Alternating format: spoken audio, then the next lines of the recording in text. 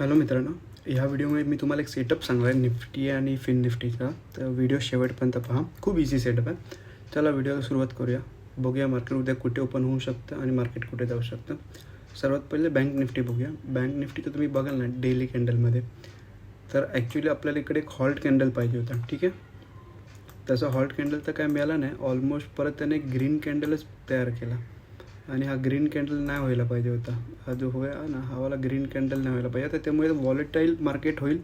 Trend market मिळेल की नाही ते डाऊट आहे मला, पण तुम्हाला सांगतो मार्केट कुठे ओपन झालं ते काय करू शकतो ते बँक निफ्टीमध्ये. बँक निफ्टीला आपल्या तुम्ही 15 मिनिटाच्या चार्टमध्ये गेला ना, तर तुम्हाला एक मोठा रेजिस्टन्स दिसेल. ठीक आहे, एकदम क्लिअर आहे. एक ग्रीन कॅन्डल बनले ही, त्याच्यानंतर इथून मार्केट रिव्हर्स झालं परवाच्या दिवशी. ठीक आहे, तर तुम्हाला इकडे एक हॉरिझॉन्टल लाईन घ्यायची. ही लाईन घेतली, अगर मार्केट फ्लॅट ओपन होऊन आहे ना, ही लाईन अगर ब्रेक करते ना, तर तुम्हाला अगर समजा तुम्ही 10 लॉट मारताय तर त्याचे अर्धे लॉट करायचे. तुम्ही जेवढे लॉट मारत असाल, तुम्ही 2 लॉट मारत असाल तर 1 लॉट घ्या. तुम्ही 4 लॉट मारत असाल तर 2 लॉट घ्या. म्हणजे तुम्ही जेवढे लॉट घेताय ना त्याचे अर्धे लॉट घ्या आणि एकच एंट्री घ्यायची. जसं हा लेवल ब्रेक झाला ना 47,645चा, ठीक आहे, 47,645चा लेवल ब्रेक झाला ना, तर एकच एंट्री घ्यायची आणि क्विक मोमेंटम व्हायला पाहिजे. ठीक आहे, त्याच्यानंतर एक एंट्री घेतला इथून एस एल गेला ना, तर परत एंट्री घेऊ नका, कारण मग बँक निफ्टी साईडवेजच होऊन जाईल. ठीक आहे, त्याच्यामुळे एक एंट्री घ्या. त्या एक एंट्रीचा एस एल असणार. अगर तुम्ही बाईंग करत असाल तर 30 ते 40 रुपये तुमचा एस एल असणार पॉईंट्स. आणि अगर तुम्ही ऑप्शन सेलिंग करत असाल, ॲट द मनी करत असाल तर सेम करा, पण तुम्ही इन द मनीमध्ये करत असाल तर कमीत कमी 70 पॉईंट्सचा तुम्ही एस एल घ्या. ठीक आहे, 70 पॉईंट्सचा एस एल घेतलं तर तुमचं टार्गेट आहे तो 1:4 किंवा 1:5 व्हायला पाहिजे. अगर तुम्ही इन द मनीमध्ये करत असाल तर. ॲट द मनीमध्ये करत असाल तुमचा एस एल तो कमीच लागणार आहे. ठीक आहे, 30-40 पॉईंट्सच्या आसपास. आणि डाऊन साईडला मी तुम्हाला सांगतो, डाऊन साईडला पण सेम एंट्री.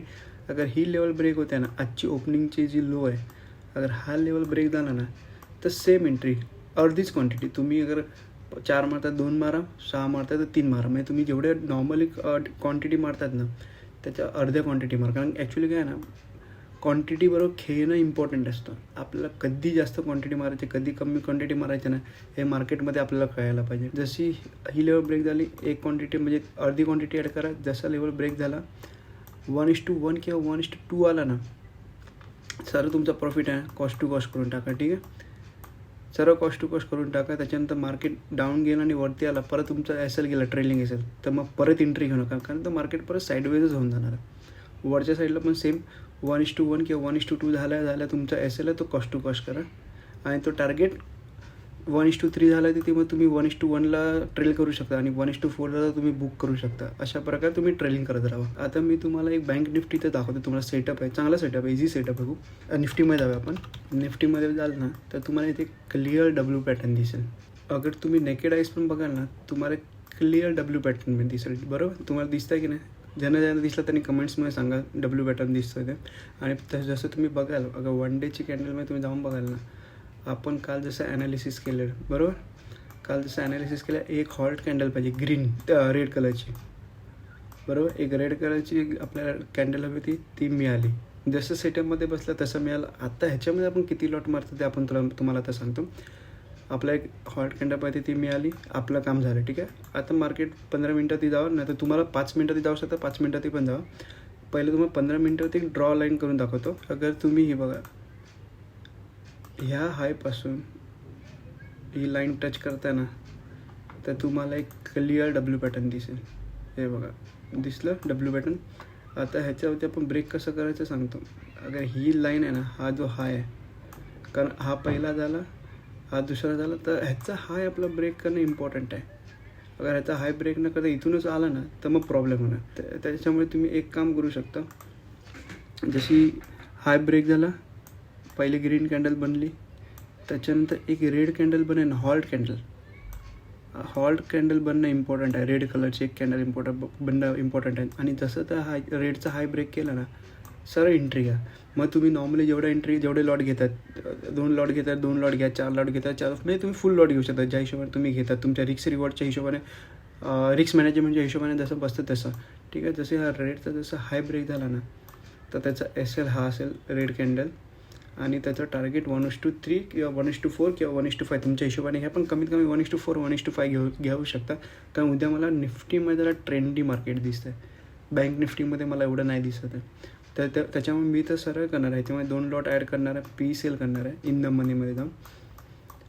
अगर ही लेवल ब्रेक करून रेड कॅन्डलचा हाय ब्रेक करते तर. आणि दुसरं मी काय करणार, उद्या मी बाईंग पण करणार आहे तुम्हाला दाखवण्यासाठी. कारण मी दोनदा बाईंग केलं, एकदा प्रॉफिट झालं, एकदा नो प्रॉफिट झाला, कॉस्ट टू कॉस्ट निघालं.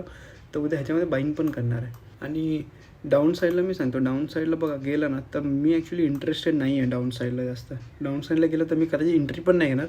ते बघूया काय असेल ते कसं ते मी बघून घेईन, पण मी डाऊन साईडला एवढं इंटरेस्टेड नाही आहे.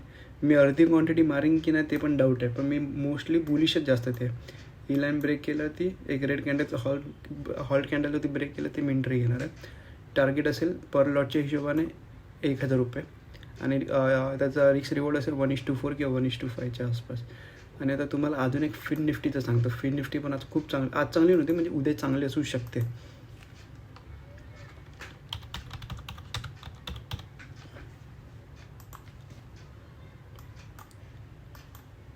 हे बघा का तुम्ही निफ्टी फिन पण बघाल ना का डेलीच्या कॅन्डल फ्रेमवरती, जसं मी काल तुम्हाला सांगितलं की इकडे सुद्धा एक हॉल्ट कॅन्डल बनवू शकते, तसं इकडे सुद्धा एक हॉल्ट कॅन्डल बनले बघा. आणि हा सेटअप मला जास्त आवडतं. एक वरती केलं, त्याच्यानंतर एक मार्केटने हॉल्ट केलं किंवा थोडं अजून 1-2 दिवस हॉल्ट केलं, त्याच्यानंतर परत त्याचा हाय ब्रेक झाला ना, मार्केटला जोरात ट्रेंड येतो. ठीक आहे, हाच ट्रेंड मला जास्त आवडतो. त्याच्यामुळे आता मी तुम्हाला परत याचं 15 मिनटामध्ये दाखवतो. तुम्ही 15 मिनटामध्ये बघाल ना, इकडे पण एक डब्ल्यू पॅटर्न आहे, म्हणजे एक ट्रेड लाईनच बनवली. आता ट्रेड लाईनचं मी तुम्हाला सांगतो. आता इकडून मोठा डाऊन ट्रेंड आला बरोबर, एक मोठी कॅन्डल आहे, रेड कलरची एक मोठी कॅन्डल आहे.